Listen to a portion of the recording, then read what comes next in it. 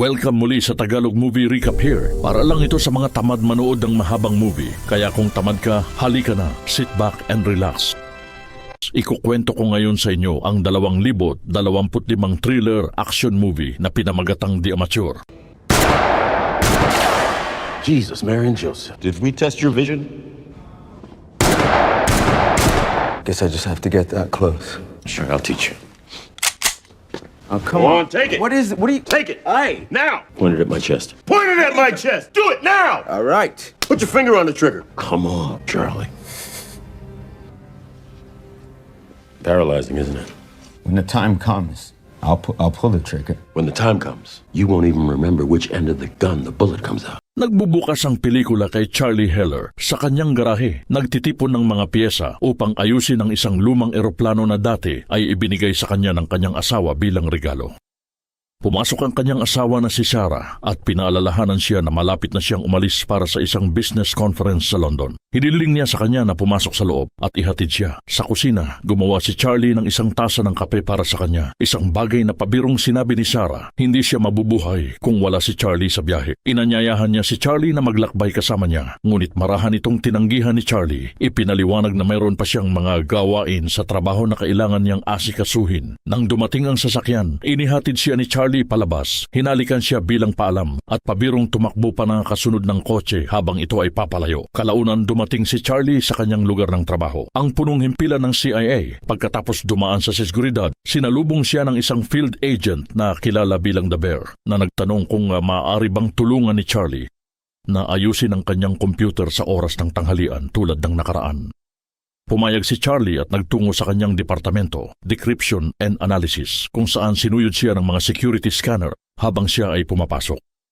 Ubo po siya upang magtrabaho at di nagtagal ay nakatanggap ng mensahe mula sa isang misteryosong impormanting matagal na niyang kinakausap sa loob ng maraming taon na kilala lamang sa codename na Inquiline.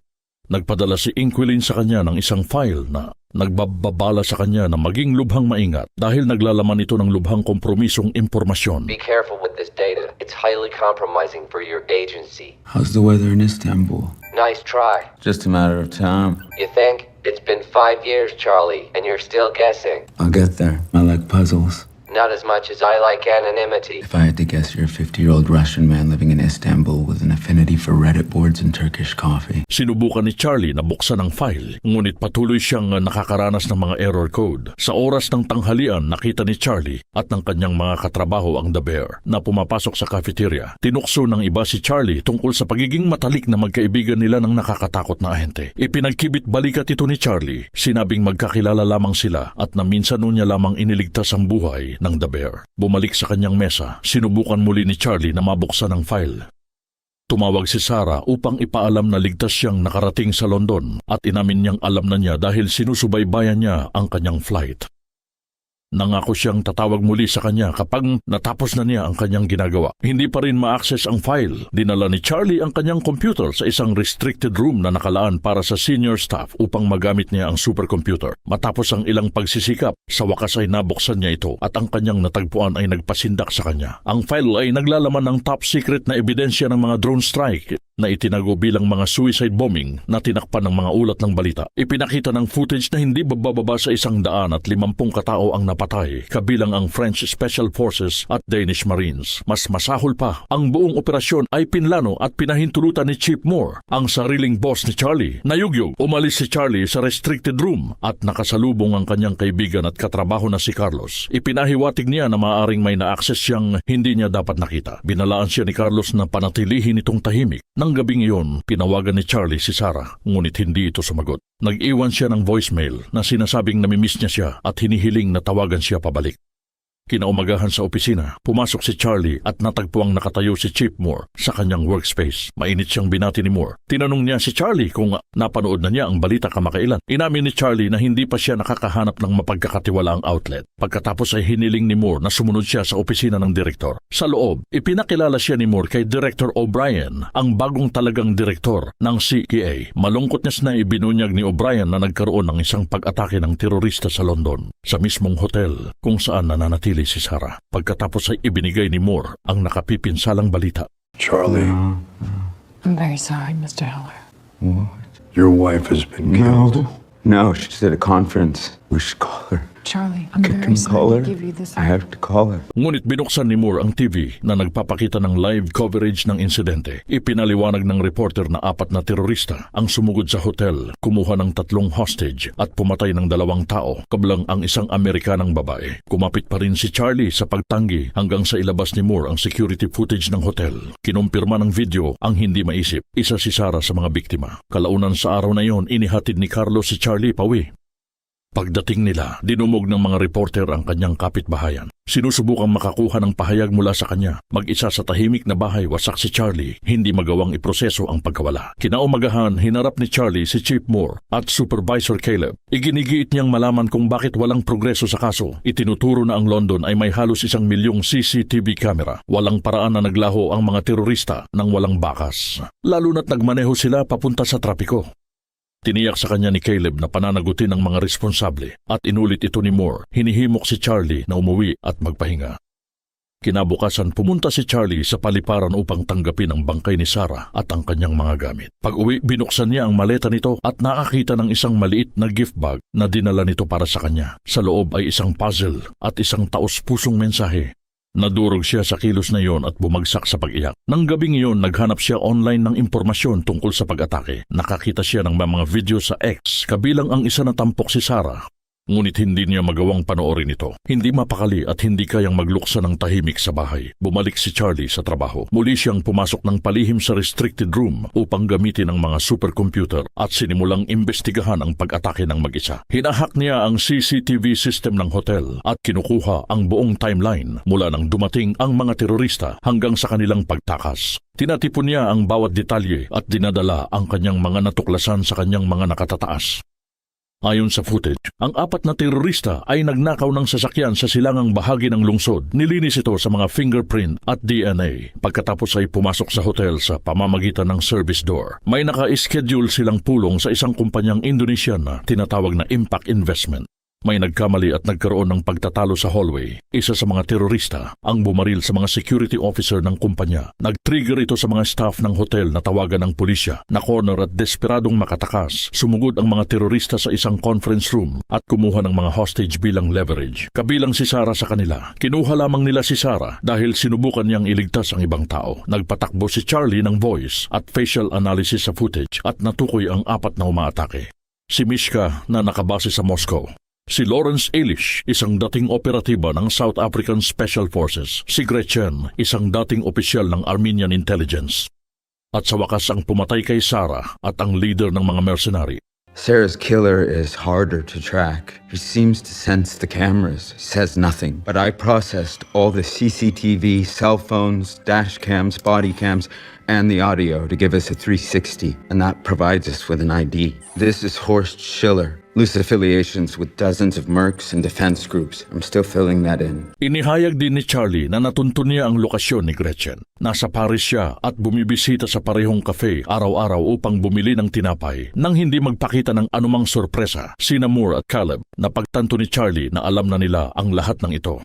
You already know about Gretchen Frank? Tiniyak nila sa kanya na ihahambing nila ang kanyang mga natuklasan sa sarili nilang datos at aayusin ito. Pagkatapos ay ipinadala siya sa therapist ng ahensya. Sa opisina ng therapist, nagbukas si Charlie tungkol sa kanyang guilt at pagdadalamhati. Sinisisi niya ang sarili sa hindi pagsama kay Sarah nang hilingin nito. Inamin din tungkol na ibinigay niya sa ahensya ang mga pangalan ng mga pumatay at wala silang ginawa kahit ano. Ang kapabayaang iyon ay pumuno sa kanya ng galit. Kinabukasan, nagtago si Charlie ng isang chip sa loob ng kanyang ID badge at pumasok sa kanyang departamento nang hindi nagtitrigger ang mga scanner. Sa kanyang opisina, tahimik niyang kinopya ang mga classified file na natanggap niya mula sa Inquiline papunta sa chip. Pagkatapos ay gumamit ng skimmer sa printer upang gumawa ng karagdagang digital backup. Sinubukang makipag-ugnayan sa kanya ng Inquiline ngunit binaliwala ni Charlie ang mensahe, isinara ang kanyang laptop at umalis sa gusali.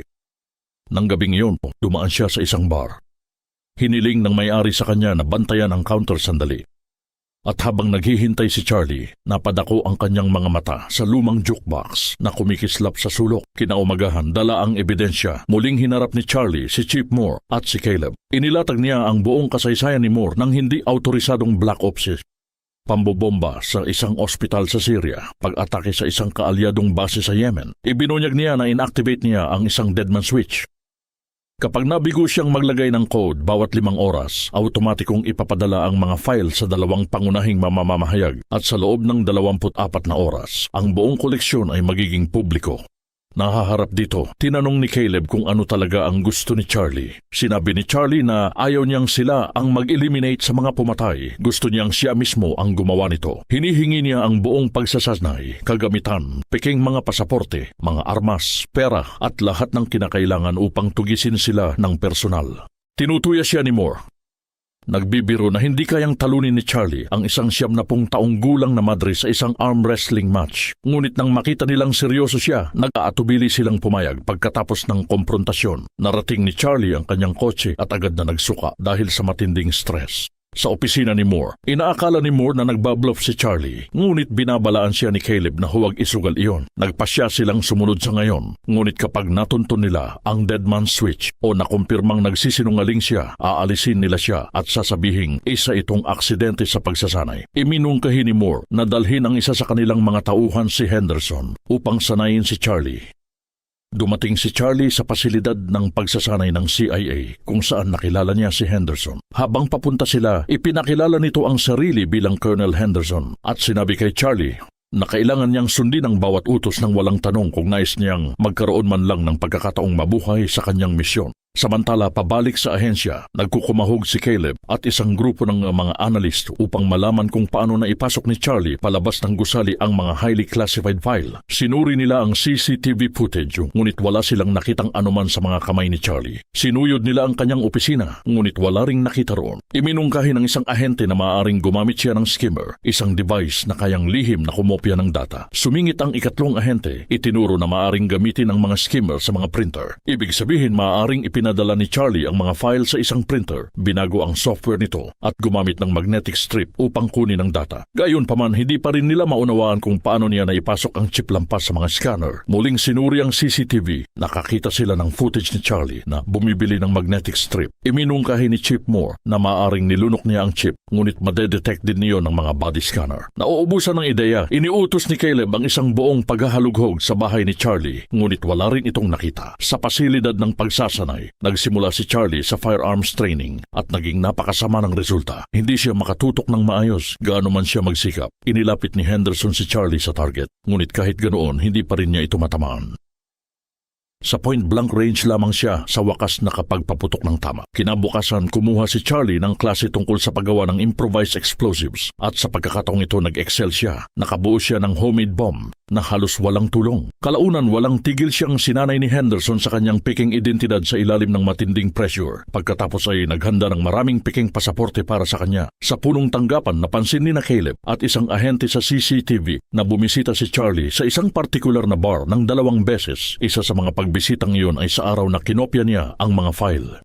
Sinabi ng ahente na nahalughog na nila ang bar at walang nakita. Iniutos ni Caleb ang pangalawang paghahalughog. Sa pagkakataong ito, may nakitang CD ang isang ahente na nakatago sa loob ng jukebox. Sinubukan nilang i-decrypt ang code ni Charlie, ngunit sinabi ng babae na maaaring magtagal ito. Binisita ni Henderson ang silid ni Charlie at nakita siyang nakatitig sa mga larawan ng mga pumatay sa kanyang asawa. Tinanong ni Henderson kung paano inaasahan ni Charlie na pababagsakin ang mga sinanay na mercenary habang iniiwasan din ang pagtugis ng CIA. Inamin ni Charlie na iyon mismo ang inaasahan niyang ituturo ni Henderson sa kanya. Nag-chamber si Henderson ng bala, iniabot ang baril kay Charlie at sinabihan siyang itutok ito sa kanyang dibdib at kalabitin ng gatilyo. Nanginginig si Charlie at hindi niya ito magawa. Inagaw ni Henderson ang baril pabalik at diretsahang sinabi sa kanya hindi siya isang mamamatay tao at walang anumang pagsasanay ang magpapabago roon. You have to either be very confident or very stupid, which is its own kind of confidence. Truth is, you don't have that kind of confidence, and you are not stupid, not in the slightest. You're just not a killer, Charlie. Nang gabing iyon, nakinig si Charlie sa pamamagitan ng isang nakatagong bug na itinanim niya sa opisina ni Moore. Narinig niya sina Caleb at ang tech team na nagtatrabaho upang i-decrypt ang CD. Makalipas ang ilang oras, nabasag nila ito at natuklasang nagbabluff si Charlie tungkol sa dead man switch. Nang mabunyag ang katotohanan, nagpasya sina Moore at Caleb na oras na upang alisin siya. Tinawagan ni Moore si Henderson at ibinigay ang utos na pumatay. Sumugod si Henderson sa silid ni Charlie na nakataas ang baril, ngunit natagpuan niyang walang laman ang kama. Inuulat niya kay Moore na nakatakas na si Charlie gamit ang card ng janitor at may dala siyang bag na puno ng mga pasaporte. Napagtanto ni Caleb na nilaro sila ni Charlie sa buong panahon, lalo na nang maalala niya ang pisikal na Black Ops file na ibinagsak ni Charlie sa mesa noong kanilang komprontasyon. Binuksan niya ito at nakakita ng isang maliit na aparato na nakakabit, ang totoong bag. Narinig ni Charlie ang mensahe habang siya ay sumasakay sa isang eroplano papuntang London. Dumating si Charlie sa London at mabilis na nagtungo sa Paris. Sa immigration, pumasa ang kanyang peking identidad at nakalusot siya ng walang hinala. Balik sa CIA, ipinaalam ni Caleb kay Moore na na-flag ng sistema ang isa sa mga piniking pasaporte ni Charlie. Pumasok siya sa London at ngayon ay patungo sa Paris. Iminungkahi ni Caleb na alertuhin ang kanilang liaison sa Europa, ngunit pinahinto ito ni Moore. Nais niyang manatiling internal ang usapin at inutusan si Caleb na kontakin na lang si Henderson. Sa Paris, nag-check-in si Charlie sa isang hotel na tanaw ang isang maliit na cafe na madalas puntahan ni Gretchen. Mula sa kanyang bintana, nagbantay siya hanggang sa wakas ay lumitaw siya. Bago siya umalis, nihack ni Charlie ang kanyang telepono ng malayuan at naglagay ng tracker. Nang gabing iyon, sinundan niya ang signal papunta sa kanyang apartment. Mula sa kabilang kalye, pinanood niya si Gretchen at ang kanyang nobyo na naghahandang lumabas. Nang makaalis sila, palihim na pumasok si Charlie at gumamit ng YouTube tutorial upang mabuksan ang kandado. Sa loob, kinuhanan niya ng litrato ang kanyang kalendaryo at natuklasan ang isang baril sa isang drawer.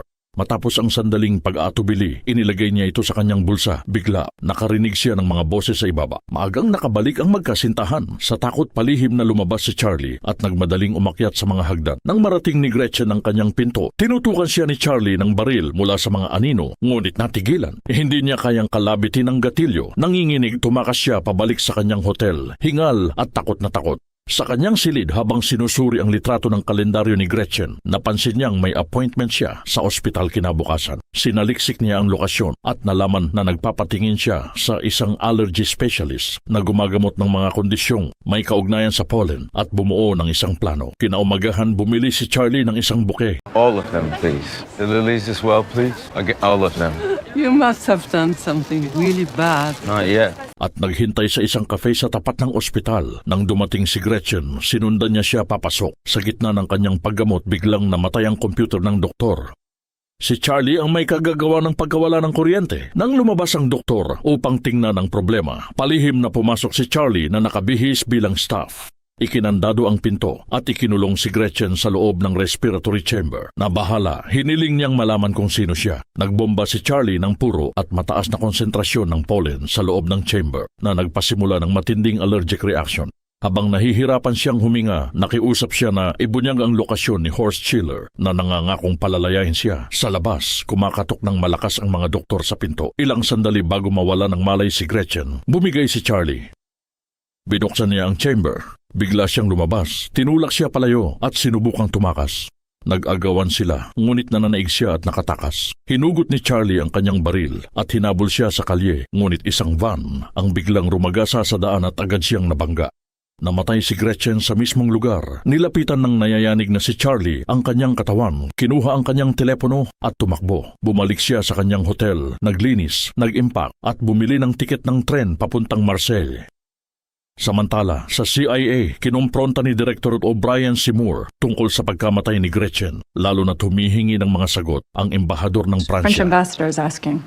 Nang gabing yon, napadpad si Charlie sa isang nightclub sa Marseille. Lasing at puno ng pagkakasala, sunod-sunod siyang uminom ng mga shot hanggang sa bigla niyang makita si Henderson na sumisiksik sa karamihan papunta sa kanya. Tumakbo si Charlie palabas sa likurang exit. Mabilis na tumatakbo sa mga kalye habang hinahabol siya ni Henderson. Pumasok siya sa isang maliit na bar, ngunit sumunod si Henderson. Nagmamadaling pumasok si Charlie sa banyo at ikinandado ang pinto, ngunit wala siyang matatakbuhan. Makalipas ang ilang sandali, lumabas siyang muli. Handang harapin siya. Tinanong ni Charlie kung paano siya natuntun ni Henderson. Ibinunyag ni Henderson na kinuha niya ang telepono ni Gretchen at ang datos ng lokasyon nito ang nagdala sa kanya roon mismo. Inamin niyang hindi niya inaasahang magtatagal ng ganito si Charlie, ngunit malinaw ang kanyang mga utos, kailangan niya siyang patayin. Sumagot si Charlie na minamaliit ni Henderson ang isang bagay na tunay niyang galing. Ipinakita niya sa kanya ang isang countdown timer. Umabot ito sa 0 at isang bomba ang sumabog sa loob ng banyo. Sa kaguluhan nakatakas si Charlie sa gabi. Pagod na tulog siya sa labas. Kinaumagahan nag-text siya kay Inquiline at nakiusap ng tulong. Nagpadala sila ng mga nakakode na tagubilin. Sinunod ang mga ito, sumakay si Charlie sa isang cargo plane at lumapag sa Istanbul, Turkey. Doon, itinuro nila siya sa isang maliit na cafe kung saan may mag-aabot sa kanya ng isang libro.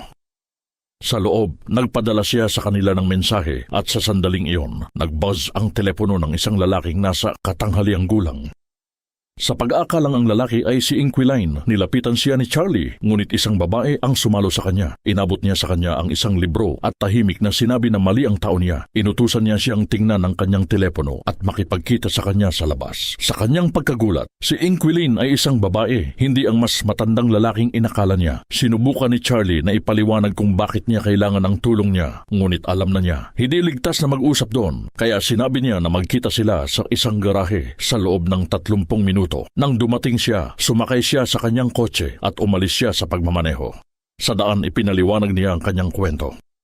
Ang kanyang yumaong asawa, dating opisyal ng KGB na kalaunan ay naging asset ng CIA, ang original na Inquiline. Ayon sa opisyal na mga ulat, nahulog siya mula sa isang bintana 6 na taon na ang nakalipas. Ngunit iyon ang karaniwang cover story para sa mga pagkamatay ng dating KGB. Bago ang kanyang kamatayan, itinuro niya sa kanya ang lahat: encryption, infiltration, survival. Pinananatili pa rin niya ang maluwag na ugnayan sa dibisyon ng COA ni Charlie. Kung sakaling kailanganin niya ng pabor balang araw, dumating sila sa kanyang liblib na tahanan sa gilid ng lungsod na binabantayan lamang ng mga gumagalang Guinea fowls. It's better than any alarm system. Sa loob, sinimulan nilang suriin ang mga larawan ng grupo ni Schiller. Kinilala ni Charlie si Schiller bilang utak na nagre-recruit ng mga mersenaryo para sa sinumang handang magbayad, kabilang ang Black Ops ni Moore. Si Lawrence Elish, isang dating sundalo ng South African Special Forces, ang namamahala sa trafficking ng mga armas. But he's beyond paranoid, so we have to find a way to pull him out of the dark. Nagboluntaryo si Inquilino na pensya sa pamamagitan ng pagpapanggap bilang nagbebenta ng murang armas. Okay, perhaps I can start the conversation. Suggest I have a contract for him. See if he will engage. Pagkatapos ay nariyan si Mishka, ang mahinang ugnay. Palagi siyang naglalakbay at ipinupost ang lahat online. Sa pamamagitan ng pagsusuri ng isang kamakailang larawan, natukoy nila ang kanyang lokasyon. Pinag-aralan din nila ang refleksyon ng kanyang mga nobya sa isang bintana sa larawan at natuklasan ang kanyang identidad. Tinunto nila ang kasaysayan ng kanyang mga flight at nakumpirmang nasa Madrid si Mishka. Bumalik sa CIA, sinabi ni Caleb sa kanyang koponan na bantayan ang 3 natitirang operatiba sa hit list ni Charlie. Sigurado siyang hahabulin sila ni Charlie sa susunod. Ng hapong iyon, nakipagkita si O'Brien kay Moore para sa tanghalian. Tahasan niyang sinabi na siya ang unang taong ibinabala sa kanya ng kanyang naunang direktor. Pinaghihinalaan niyang nagpapatakbo siya ng mga lihim na black ops ng walang transparency at nilinaw niyang hindi niya papayagan na ilagay siya sa dilim. Isinuot ni Moore ang kanyang karaniwang kalmadong, nakapagpapalakas loob na muka at nangakong buong kooperasyon tulad ng ginawa niya sa mga nauna sa kanya. Your predecessor sat me down at this very same table no more than a week into his term and gave me pretty much this exact same speech. Oh, wait. Maybe it was his predecessor. I can't remember. Anyway, I'll tell you what I told them. You have my full support. Nang sumakay si O'Brien sa kanyang kotse, ipinakita sa kanya ng kanyang assistant ang bagong intel. Nakita si Henderson sa Madrid. On whose orders? Nalaman niyang si Moore ang nagpadala sa kanya, kaya inutusan niya ang isa sa kanyang sariling mga ahente na sundan si Henderson nang hindi alam ni Moore. Let's get someone of our own in play.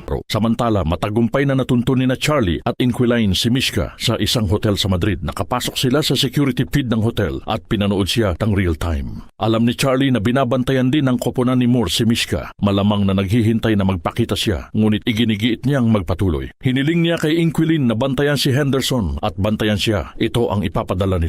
Kinabukasan dumating si Charlie sa hotel upang obserbahan ang routine ni Mishka. Napagtanto niyang mahilig lumangoy si Mishka mag-isa sa gabi sa rooftop suspended pool. Maingat na pinag-aralan ni Charlie ang struktura ng pool at ang glass enclosure. Sa halip na basta barilin si Mishka, nagdisenyo siya ng mas kontrolado at brutal na paraan.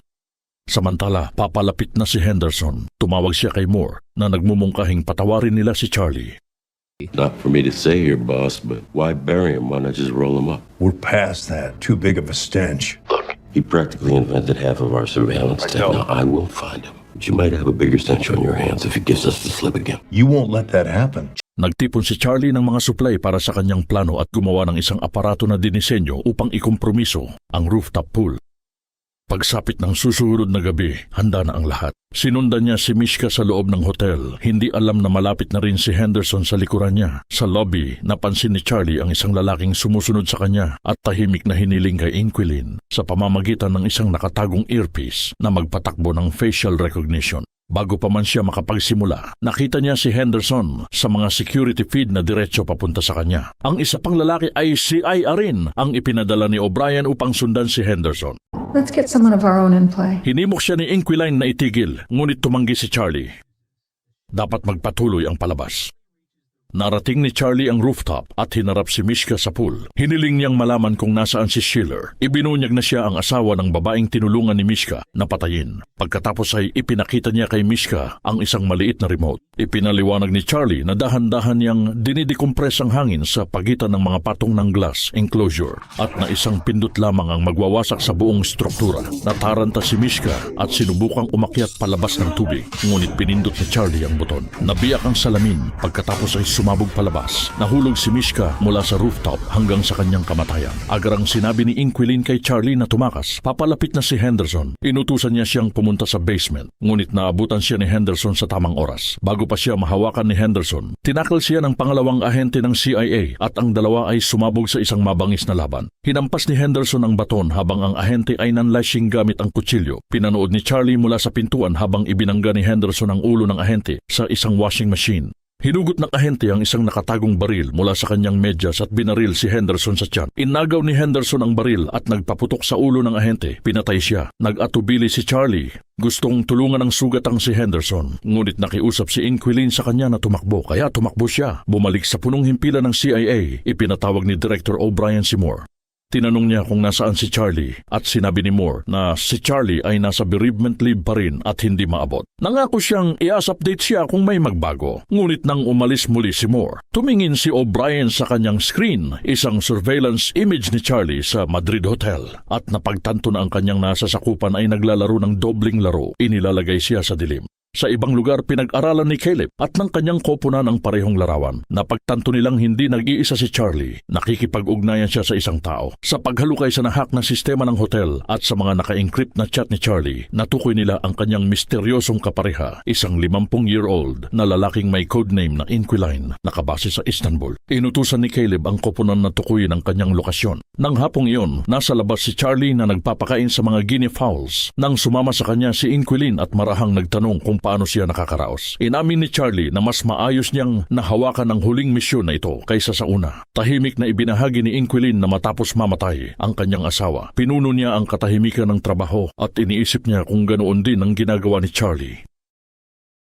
Samantala sa CIA, nagkaroon ng malaking tuklas si Caleb at ang kanyang koponan. Natuklasan nila na ang tunay na Inquiline ay isang 50-year-old na dating opisyal ng Russian intelligence. Nakalaunan ay nagtrabaho para sa CIA, ngunit matagal nang patay. Iminumungkahi ng bagong intel mula sa mga Ruso na maaaring ang kanyang balo ang kumikilos gamit ang kanyang codename. Agad na inutusan ni Caleb na magbukas ng direktang linya sa Russian intelligence sa Istanbul. Nang gabing iyon, natutulog si Charlie sa sopa nang lumapit si Inquiline at inamin na matagal na siyang hindi natutulog katabi ang isang tao. Inanyayahan niya siyang humiga sa tabi niya at yumakap siya sa kanya. Ngunit nang magsimulang magtilian ang mga guinea fowl sa labas, bigla siyang napaupo. Sinuri niya ang kanyang CCTV feeds at nakita ang mga operatibang Ruso na tahimik na pumapasok sa kanyang ari-arian. Tumakas sila ni Charlie sa pamamagitan ng isang nakatagong labasan at madaling tumakbo papunta sa kanyang kotse. Mabilis silang umalis, ngunit nagpaputok ang mga Ruso. Matapos ang ilang matitinding sandali, tumigil ang putukan at inakala nilang nawala na nila ang mga ito. Hanggang sa lumitaw ang isang Russian patrol boat sa kahabaan ng baybayin. Isang tumpak na bala ang tumama kay Inquilin. Agad siyang napatay. Nagulat at wasak, hinila ni Charlie ang kanyang katawan papunta sa passenger seat at tumalis. Sa isang tahimik na garahe, binigyan niya siya ng huling halik sa noo at iniwan siya. Habang nakaupo sa isang maliit na kafe, nakatanggap siya ng mensahe mula kay Lawrence Ellis sa telepono ni Inquilin na pumapayag na bilhin ang mga missile na kunwari ibinibenta niya. Perhaps I can start the conversation. Suggest I have a contract for him. See if he will engage. Determinado, bumili si Charlie ng bagong telepono at laptop at nagpadala ng mensahe kay Elish ng isang lugar ng pagkikita sa Romania. Nakisakay siya sa isang cargo truck na papunta roon. Bago dumating si Elish sa lugar ng pagkikita, iniskan ni Charlie ang sarili niyang muka at nihack ang mga security system sa buong Europa na ginagawang magmukha siyang siya ang mga random na tao sa mga surveillance feed na lubusang inililigaw si Moore at ang mga ahente mula sa kanyang bakas. Nang sa wakas ay dumating si Elish, tinawagan ni Charlie ang teleponong iniwan niyang naghihintay sa isang upuan. Nang sagutin ito ni Elish, inutusan siya ni Charlie na buksan ang isang kahon na naglalaman ng mga missile.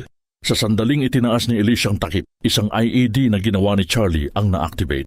Lumabas si Charlie mula sa pinagtataguan at hinarap siya. Sinabi niya kay Elish na tingnan ang litrato ni Sarah na nakadikit sa kahon at hiniling ang lokasyon ni Schiller kapalit ng pag-defuse ng bomba. Sa takot, ibinunyag ni Elish na si Schiller ay karaniwang nasa kanyang yacht sa kung saan sa mga katubigang Ruso. Sinabi niyang naghahatid siya ng mga armas sa Primors, isang pangunahing Baltic port, at nakikipag-ugnayan sa mga tauhan ni Schiller, sina Simon at Christoph, gamit ang isang lihim na numerical code. Hininingi ni Charlie ang telepono, ang code at ang mga pangalan ng mga lalaki.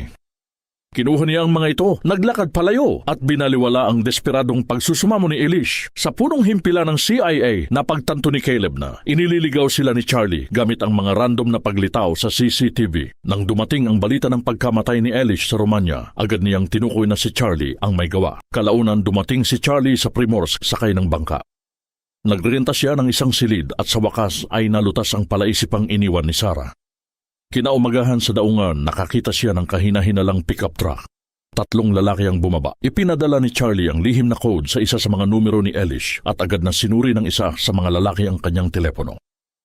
Sila ang tauhan ni Schiller. Sinundan sila ni Charlie at nakita silang nagkakarga ng mga bag sa isang maliit na bangka. Kinuhanan niya ng litrato ang sasakyang dagat pagkatapos ay pumasok sa kalapit na kafe ngunit nakasalubong niya ang oso. Nalito, tinanong ni Charlie kung naroon ba siya upang patayin siya, ngunit kalmadong sinabi ng oso na hindi. Inamin niyang nagulat siya kay Charlie. You think they're gonna let you leave Russia? I mean, how does that even work? How do you leave here? The only way you leave here is in a box, but if you walk out of here right now, with me, I can help you. Ipinilit ng oso na walang nagpadala sa kanya. Dumating siya ng mag-isa upang iligtas si Charlie. What are you looking for? I don't know, my assassin. Your assassin. Yeah, what do you think? What does an assassin look like? I mean, it can't be anyone, huh? I mean, even a slight little nerdy fella likes to work on computers. Ngunit tumanggi si Charlie. Sinasabing hindi siya maaaring tumigil hanggat hindi niya natatagpuan ang lalaking humila ng gatilyo. Ang tahanan ay hindi pakiramdam na tahanan nang wala si Sarah. Nauunawaan ng oso, tumayo at naglakad palayo. Nang gabing iyon, bumili si Charlie ng smartwatch, tape, pliers at iba pang mga kasangkapan. Pagkatapos ay ginamit ang registration number ng bangka upang matuntun ito pabalik sa pangunahing yacht ni Schiller. Kinaumagahan nilapitan niya ang isa sa mga tauhan ni Schiller. Mula noong nakaraang araw, kaswal na nagtatanong tungkol sa kanyang mga kasama, ngunit pinaghinalaan siya ng lalaki. Ipinagkibit balikat siya at naglakad palayo. Nang gabing iyon, pinag-aralan ni Charlie ang karaniwang mga ruta sa dagat ni Schiller at napagtanto niyang malapit ang Gulf of Finland. Kinaumagahan habang pinapanood niya ang 3 lalaki na muling sumasakay sa kanilang maliit na bangka, ang isa sa kanila ay palihim na lumapit sa likuran niya at pinatumba siya, dahilan upang mahulog mula sa kanyang mga kamay ang palaisipan ni Sarah. Dinala ng mga lalaki si Charlie sa yacht ni Schiller at sa wakas, nagharap sila ni Horst Schiller mismo.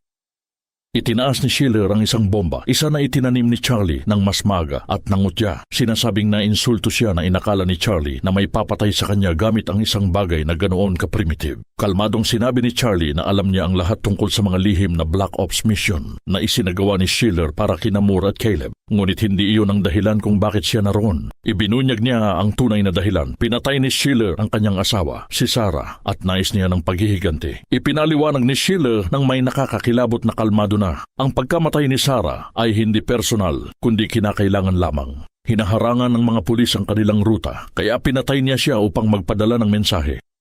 Humingi pa siya ng paumanhin para rito, sinasabing namatay siya ng may tapang.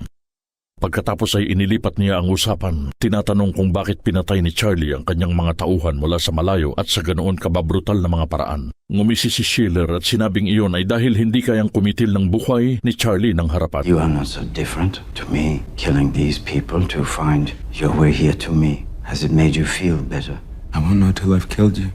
It was an instant. Your wife? No, it wasn't. That you tortured my colleagues, dropped a man 16 stories, suffocated a woman in a locked chamber. Your elaborate murders from a distance. And you know why? I do. Because it's hard to take a life up close. Upang patunayan ito, iniabot niya kay Charlie ang kanyang baril na may bala. Mahigpit na hinawakan ni Charlie ang baril at itinaas ito patungo kay Schiller. Talagang naniwala si Schiller na maaring gawin niya ito, ngunit ibinaba ni Charlie ang sandata. Sinabi niya kay Schiller na ang mabilis na pagpatay sa kanya ay magiging napakadali. Gusto niyang maramdaman ni Schiller ang parehong walang kapangyarihang takot na naramdaman ni Sarah. Biglang yumanig ng marahas ang yak. Hiniling ni Schiller na malaman kung ano ang nangyayari. Ibinunyag ni Charlie na kinuha niya ang kontrol ng navigation system ng yak. Muling itinutuon ito diretso sa mga katubigang teritorial ng Finland at ipinapadala ang kanilang mga coordinates sa mga autoridad. Tinawag ni Schiller ang kanyang bluff. Iginiit na ang sistema ng yak ay dinisenyo ng CIA at hindi nahahak. Ngunit ngumiti lamang si Charlie. Siya ang gumawa ng encryption para sa CIA. Ilang sandali pa, pinalibutan ng mga sasakyang dagat ng Finnish Navy at mga koponan ng Interpol ang sasakyang dagat. Sumakay ang mga opisyal, dinisarmahan ang mga tauhan at inaresto ang lahat. Si Charlie Heller. Maliban kay Charlie, ang anonymous whistleblower na nagbigay sa kanila ng tip. Kinabukasan hinarap ni Director O'Brien ang isang napakalaking press conference. Lumabas ang balita tungkol sa mga illegal na drone strike na itinago bilang mga suicide bombing at mga tao ng hindi autorisadong mga black ops mission. Ang matataas na opisyal kabilang sina Moore at Caleb ay inaresto. Nangako si O'Brien ng ganap na transparency mula ngayon. Nang tanungin ng mga reporter tungkol sa whistleblower, kinumpirma niyang ligtas sila at nasa ahensya pa rin. Kalaunan binisita ni Charlie ang libingan ni Sarah at marahang naglagay ng mga bulaklak doon. Pagkatapos ng kanyang shift, ng gabing iyon, nagulat siyang makita si Henderson na nakaupo sa kanyang kotse. Sino ang Uber driver ngayon? Sinabi ni Henderson na ipinagmamalaki niya siya na kumilo si Charlie nang walang ibang gagawa. Everything you taught me. No. What you've done, what you've become, can't teach that. Nangako siyang magkikita silang muli. Pagkatapos ay tahimik na naglakad palayo. Sa huling eksena, pumasok si Charlie sa kanyang garahe. Ang kanyang Cessna na eroplano, ang ibinigay sa kanya ni Sarah, ay tuluyan ng naayos. Umakyat siya sa loob. Pinaandar ang makina at pinalipad ang sasakyang panghimpapawid sa wakas ay malayang lumilipad. Salamat sa pagsubaybay. Hanggang dito na lang muna tayo mga kaibigan. Huwag kalimutang mag-like, share and subscribe at syempre pakipindot na rin ang notification bell para lagi kang updated sa mga bagong movie recap natin.